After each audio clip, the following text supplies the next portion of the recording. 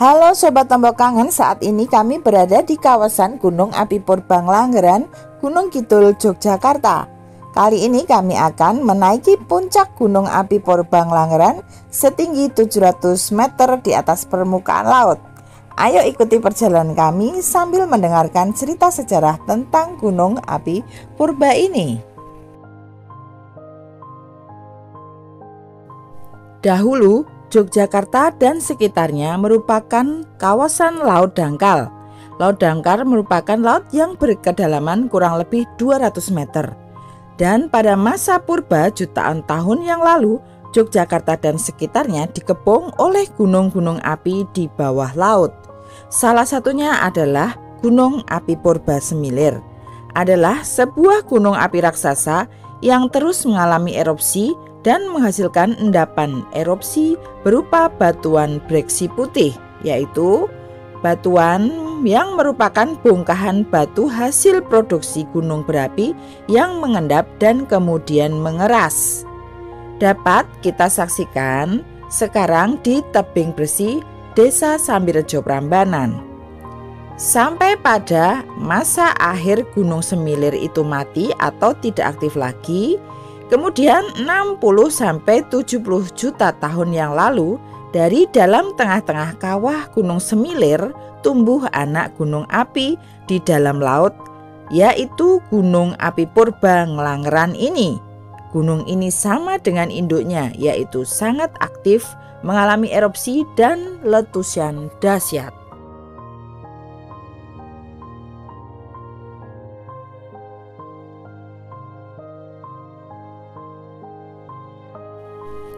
Dari kejauhan, Gunung Api Purbalanggeran terlihat berupa bukit-bukit yang berdinding terjal dan tersusun oleh batuan. Gunung api ini menempati area seluas 48 hektar. Kalau para peneliti melakukan rekonstruksi kasar bentuk Gunung Langgeran pada saat masih sebagai gunung berapi aktif adalah seperti ini, berbentuk kerucut sempurna dengan kawah di puncaknya. Lokasi kawah segaris lurus dengan komplek Gunung Purbalanggeran masa kini. Pada masa aktifnya, sebagian tubuh gunung berapi ini berada di bawah laut. Dan yang sekarang disebut Gunung Api Purbalanggeran yang sedang saya naiki ini, tubuhnya sudah tidak ada, yang ada hanya leher vulkanik. Leher vulkanik adalah objek vulkanik yang terbentuk ketika magma mengeras di dalam lubang gunung berapi yang aktif. Gunung ini mengalami erupsi di mana magma dari dalam dapur keluar menyisakan hasil erupsi yang mengeras berupa batu-batuan.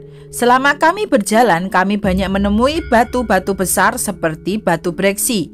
Batu breksi merupakan bongkahan batu hasil produksi gunung berapi. Ada mineral, pasir, kerikil, lumpur yang mengendap.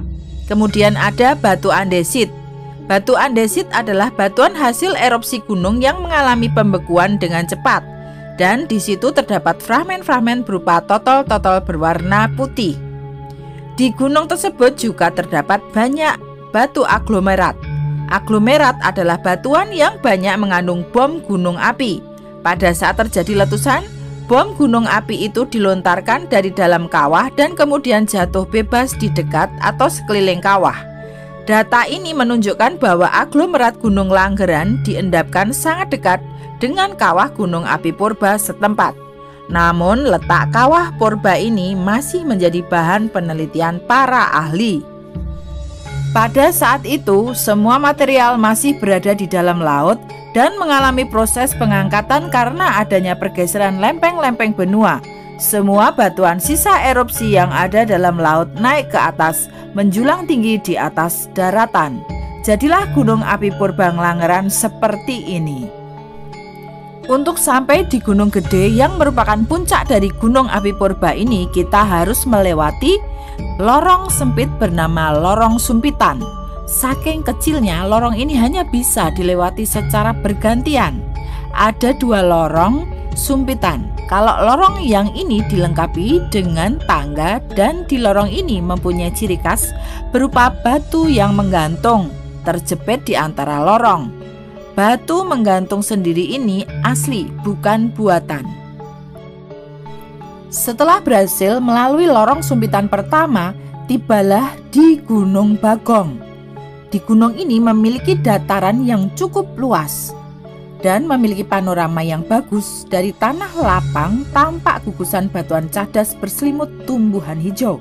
Biasanya banyak pengunjung yang menyempatkan waktu untuk beristirahat di tempat ini.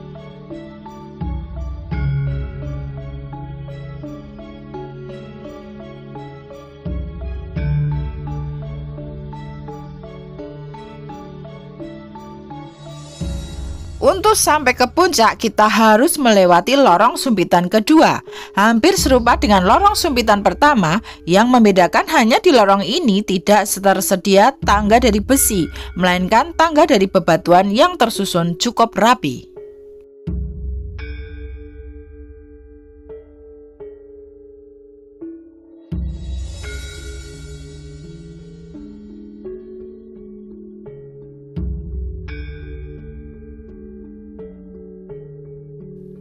Sebelum mencapai puncak, kita akan melewati jalan tanah yang cukup landai dan di sekelilingnya banyak pepohonan tinggi.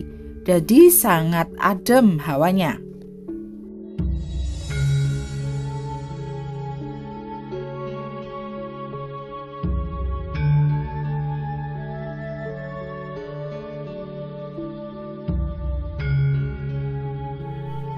Akhirnya sampai juga di puncak. Titik tertinggi Gunung Api Purbang-Langeran dinamai Gunung Gede dan memiliki ketinggian 700 mdpl. Untuk mencapainya sudah disediakan tangga yang cukup kuat sebagai pijakan untuk naik ke atas.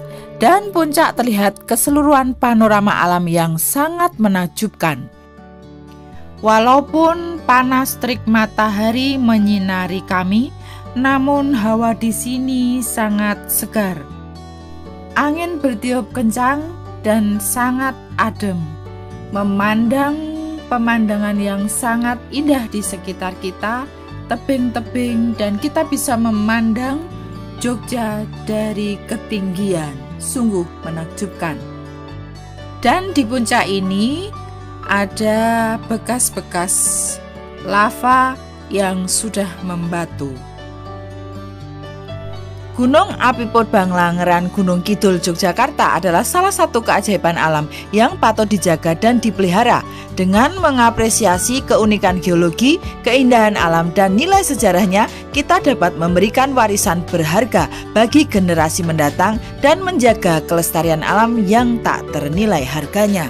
Semoga liputan ini bermanfaat untuk kita semua. Salam dari kami, salam Tombo Kangen Channel. Dadah, dadah, dadah.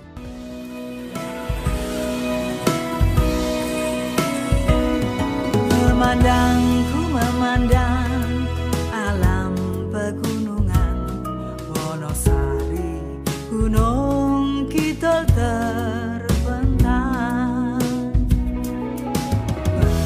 Pesonamu sungguh jelita, tak berujungku memandangnya. Ku memandang hamparan gunung